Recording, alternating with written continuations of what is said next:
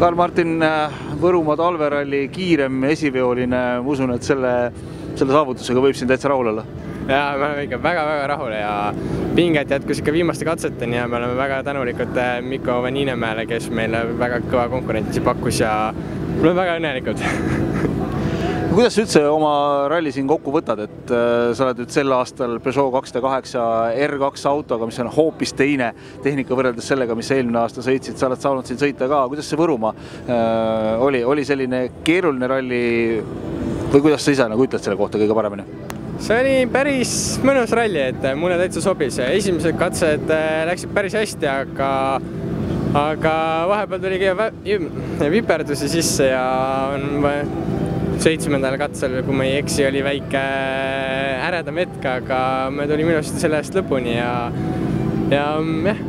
väga õnnelikud. Sa oled saanud siin ka päris korralikult need kilomeetrid endale selleks talveks alla ja nüüd siis, kas on veel mõningaid talviseid starte plaanis siin või jääd juba vaikselt ootama seda, kui teed lähevad jääst puhtaks ja tuleb kruus välja?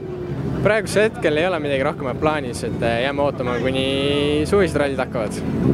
Aitäh sulle! Aitäh!